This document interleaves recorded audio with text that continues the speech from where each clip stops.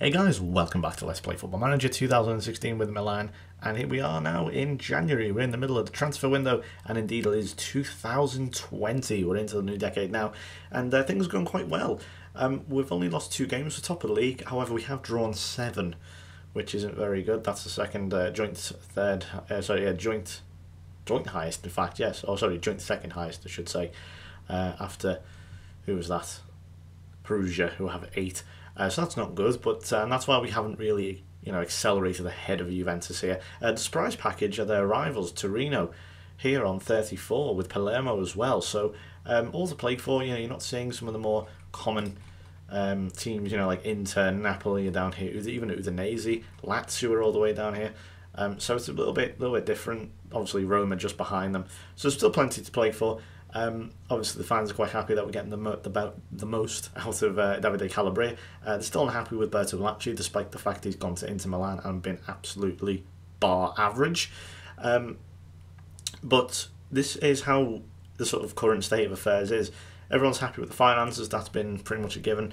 One thing I would say, if you are going to go AC Milan, you do get, I think, as long as you don't go overboard, you can, after a year or two, get a very generous transfer budget. That's all I'm going to say. It might be a little bit different after the patch, because I know a lot of clubs' finances seem to change after the sort of winter patch, but for now anyway, at the time of recording this, it's very good as long as you don't go overboard. Matches though, and this is, you can get an idea, 48%. So firstly, we're going to get Schalke in the knockout rounds of the Champions League after beating Barcelona, so that was pretty good. Since then, there's only been a few games. We played Atalanta, got a 1-1. Now this 1-1 doesn't even tell the friggin' story, let me tell you. Okay, so Ryder Matos, which is a wonderful name, put them in the lead, 35th minute. We weren't poor or anything. Defenders were a little bit, but this is now becoming a slight problem where my strikers are really struggling. I mean, I'm really, really struggling. I'll go into a little bit more details in a second, but Mania and everyone... I'll just explain this goal here. The goalkeeper, we were so fortunate. What the hell the goalkeeper's doing? And even then, it just bounced to Bonaventura, scoring against his old club. But as you can see, no one played particularly badly, except the strikers. I'm trying to find a partnership that works, and currently I can't find anything, and that was just shown to me even more. I played Niang and Baka, who has incidentally been sold. I'll go over that in a moment. We got a 0-0 against Bari, who were in Serie B, or however on earth you pronounce B in Italian, and we won on penalties, thankfully. Rigoni here was the missed penalty. We didn't miss any of ours. Alessandro Ferri was man of the match. He is quite simply the perfect backup. That's all I'm going to say about him. And then we got a 1-1 draw, Billy Old Sheik scoring, but then Wellington Silva scoring in the 88th minute, and this is a real kick to the teeth because I thought we were just going to sneak this one. Perugia weren't really threatening for chunks of the game. Incidentally, I have gone back to playing Donnarumma. I did play Guzan for a few games, however, I just wanted to give Donnarumma a little sit out the side for a little while. He was making, I don't want to say too many mistakes, because he wasn't making mistakes per se. He was just... I don't know, his positioning for me just wasn't great. I don't know if I'm being really overly critical there, but yeah, he really was not great. Some of the positioning of some of the goals we've conceded. But here's the goal here, De Siglio crossing to Billy Old Sheik. And again, this was a long time coming, this one. This felt a lot longer than 64 minutes. The strikers, again, just simply not doing it. And I thought we were going to squeak through here. And then Wellington Silva, Daley Blind, caught out. Again, Donnarumma maybe his positioning, but to be fair, the quality of the cross, I don't really want to blame the keeper there. But then this is what I mean. Consistency has been a bit weird because, we can smash into 5-0. We can beat Frosinone 3-0, but we get held 0-0 by FC Bari at home. So it's very confusing. But here, 3-0 against Frosinone. As you can see, Calabria, Mori, Pastore all with 9 ratings.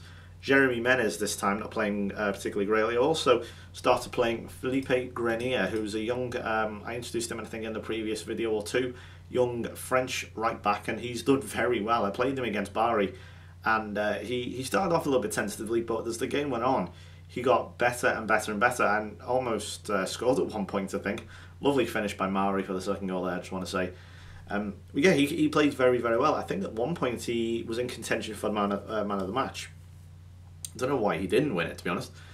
Obviously, Ferry got a better rating, I suppose. But yeah, Grenier was very good, especially for a debut. Bit of a mess there, but Kennedy gets the assist, and that's 3-0. So that was a bit of a relief. And this one again, we also just squeezed past Cecina here. A little bit more competent they were, but again, look, the strikers not doing it. We need them to step up. And to be honest with you, if it weren't for Jeremy Menez's 8 goals so far, we would be in a whole world of trouble. Because if we just look in the squad here, 8 goals for Menez, and you know, say if you were to half him and give him 4 goals, say, you've got Kennedy on 4, Munir on 4, Baka on 1. Yeah, it's not good. There's probably a couple of players here you don't recognise, or a player that you don't recognise. Again, I'll go over him in a sec. But you know, we've had thankfully midfielders contribute. Bonaventura has been incredible this year. Pastore's been banging them in, really coming good now. Old Sheik's come of age very well. Even Stones and Mancala, between them getting 4 goals, and Calabria as well. So it's a little bit concerning, Carlos Bacca. He is definitely going to go at the end of the season now. No chance of him getting a new contract. Or sorry, I guess it'll be next season. Paying way too much. I might even try and sell him, to be honest. I thought he was his contract ended, but no, apparently not. Timo Baumgartel has also been terrible, but I think I talked about him previously. But we'll just go over the transfers. Now, this is so far. These are the transfers so far. Things obviously will change again by the time you see the next video, probably. But Boysgaard's gone out and learned to have these guys. I've sold Niang to Leverkusen for 4 million. I've been giving him chance after chance after chance, and to his credit, I mean, 2 goals in 6 games isn't bad for a backup, but he's not what I need, and I need to strip away all of these centre forwards now because, quite frankly, they're not good enough. Jeremy Menez is the only one who looks like he gives a shit, quite frankly. So the difference is, now I bought in Stephen Eze, or Easy. I mean, that is just incredible hair. I mean, look at that. Nigerian wonder kid, absolutely fantastic. Paid a hefty £13 million, which was a release clause to take him away from Frosinone. Incidentally, he scored 11 goals in 18 games so far. He's one of the leading goal scorers in the whole league. Unfortunately, he is ineligible. He's already played for... can't play for more than 2 teams in 1 season, so he actually won't be able to play until next year. So I'm trying to get him out on loan at the moment to make sure that he continues his good form. Aren't I really clever? So I'm probably going to have to buy another centre forward. But that's going to be the case anyway, because as I say, Munir not really doing it. Menez he's been pretty good for the most part, but still I'm waiting for him to find that form once again. Bacca, as I say, is just not worth talking about, and I've sold Niang. So I think in this game, in fact, was it against Perugia? Let me just check here. Formation. I tried to play, check this out, I got so fed up with the strikers not doing it. I thought, okay, I'll play Pastore as a false 9, but or, you know, 4-1-4-1-0, you know, the whole, I guess, Liverpool versus Man City, Spain, and at the World Cup thing, you know, we play an actual false 9, not this centre forward false 9. Here's non-English speakers, I'm about to really confuse you. Pastore is playing as a false 9, however, I think I then changed, so I brought someone on and played them as a true false 9. I hope that makes sense. And yeah, we got the 1-1. So I don't know, maybe it worked. Well, in fact, it didn't work. So I brought Menez on. He got injured, so I brought him off with Niang at the end. But we're going to play Lazio today. This is how everything sort of looks at the moment. So yeah, there we go. Going to play Lazio now. We've got them again in the TAM Cup in the quarterfinals in a few weeks' time. Oh, sorry, in a few days' time. Sorry. So we're gonna. I'm gonna play a full strength team here and then play a moderately strong team for that game. I'm gonna play Menez and Munir. Again, I'm running out of ideas with these strikers. I really have. Okay, we'll make one more. Let's see. We can have. In fact, you know what? I'm gonna. Samuel Gotti, or Gotti, I'm quite sure how you pronounce his name, on the bench there. 16 years old, I think he might be 17 now actually. So you've got Aspas up there, Chris Christieg, Virgil and De Vries. So, and Peter Cech. 37-year-old Petr Cech. Look at that, he spent 3 years at Arsenal, 3 years at QPR. What the hell is going on? Back up at QPR, that is an absolute disgrace. Why would he go to the Championship? And he stayed there. That's amazing, I've never seen that. Right, anyway, so as you see, our form before the previous game was actually 4 draws in 5 games, which wasn't great.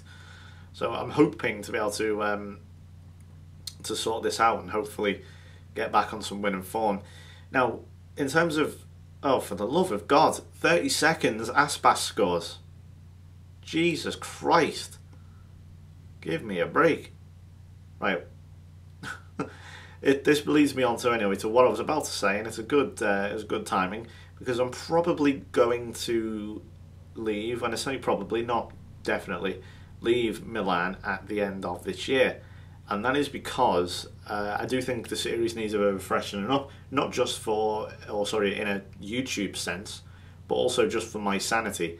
Getting a little bit, but not bored of this team or anything, but I am sort of, I do fancy a new challenge.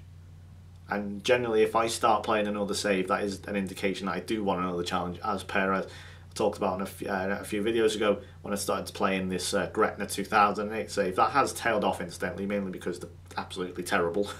We've gone on a horrible run of form, and we can't win a game to save our lives, mainly because I've signed 3 absolutely horrible centre forwards. Seems you're having a problem with centre forwards at the moment, so you're noticing a pattern. But chance here, maybe he comes out to Murray. Nope, that's not going to happen. Bonaventura's offside, okay. But I just want to point out as well, I'm not just going to go to any old team because, you know, oh, I need to move on. I'm going to move on when the time is right. You know, and also I can't just say, okay, I want to go to, say, let's just say, for example, Barcelona. So I want to go there. I can't, if the job's not available, I can't go. You know, I'm not going to just edit myself as the Barcelona manager. That's not how it works. That is what we call cheating. Or at least in an FM sense, it's cheating. So that'd be no good. So I'm just going to see what's available. And, I mean, if I don't fancy any of them, or don't think any of them would make for good entertainment from a gaming perspective, from a video perspective, then I'm just not going to go and I'll stay at Milan. But I can certainly say that the time at Milan is now starting to wind down. That's all I'm going to say. I think I've done quite well. The task was to return them to glory, and I think, you know, we've got them 2 leagues in a row, potentially a 3rd here at the end of this season. We've got them to a Champions League semi-final and went up against the monstrous Paris Saint-Germain. Seriously, I can't believe how good that PSG team was. I think they actually won the Champions League as well. So, you know, get an idea how good they were. Considering as well, on older FMs, it's taken them the best part of about 50 years to win the Champions League usually, even with all the money and the great players. So, yeah, I think we've done quite well there. And now I do want to move on and, you know, do that unofficial. Oh, it's gone in, Bonaventura. No, it's Manea. It's gone off Manea. So that's his 5th goal of the season. Good positioning, goalkeeper. Quite sure if he could have snuffed that one out. But yeah, once again, it's like if one striker's playing well, then the other one is being quite poor. You know, not even just average at this stage. It's poor. You know what I mean? So 3 shots on target. They have had the one clear-cut chance. Now, as also you may notice, I am playing 17-year-old Felipe Grenier. He's been great. He gets forward as well, really well. He's got a lot of good pace on him. So I'm really excited to see how he goes. Obviously, I'm waiting for him to have a bad game so I can drop him. I've got to be honest, because he's done nothing wrong. It's like, you keep him in the team, he performs well, and it's like, well, why should I drop him? Yeah, I mean, yeah, okay, going up against Lazio away from home might sound a bit daft, but he's holding his own at the moment. I mean, 7 ratings, pretty decent for a 17-year-old. So I'm not going to make, in fact, I was going to say I'm not going to make any changes, but I am just going to bring us back to counter, as for the most part, we do seem to play quite well when we're on counter, especially away from home. Not all the time, obviously. If it was, I'd have it on permanently, but when it doesn't work, my sort of alternative is to say, okay, yeah, let's go to counter. Obviously, it's different for every team, so don't just apply, you know, these tactics to yourself. It works in every different way. So here's Calabria anyway. Looking to get a good ball in. He's gone past one. Here is Grenier. Blind maybe can have a strike. No, Bonaventura. Oh, it's gone straight through. Petr Cech. And my God, Giacomo Bonaventura is on fire right now. Nothing he can't do.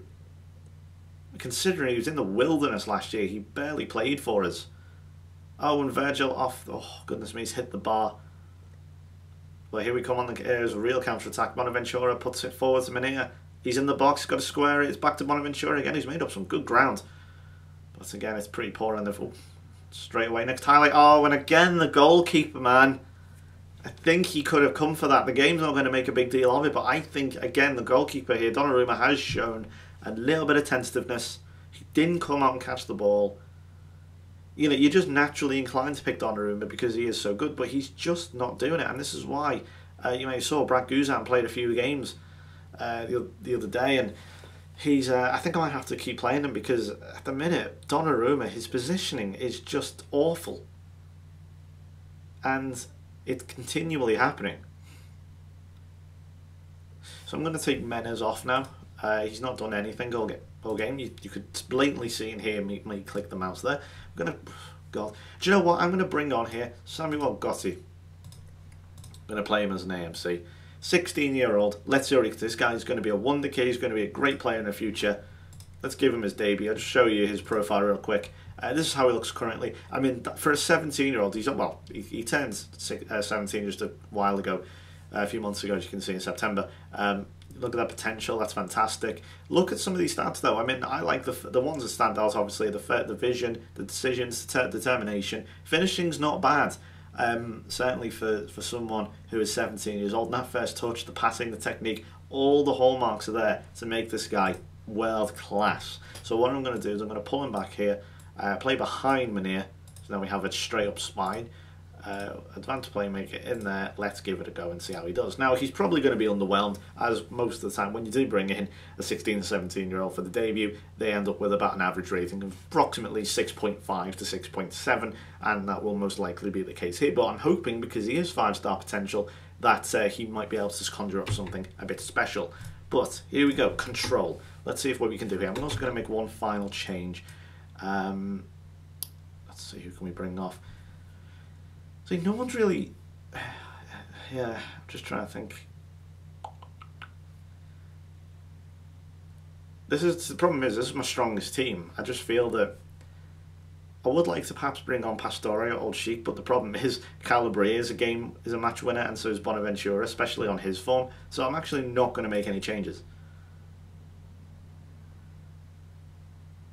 Okay, here we go. 89th minute. And Calabria just hits it straight into the Lazio player. What is he doing? And John Stones, oh, goodness me, Mauri came in there. Thought that was going to bounce off someone. And in fact, Bonaventura's pass, intended for Gotti, has just completely, well, that nearly caused them to score. But here we go. Can we actually get on attack here? Again, lazy passing, lazy movement. And Gonzalez harmlessly over the bar.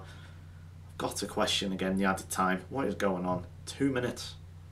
There again, we only made one sub, so 2-2 draw. I suppose I would have taken that at the start. Not too bad, but goalkeeper, man, he's getting on the nerves. So yeah, unfortunately, nothing happened from him. But then again, I didn't really expect it.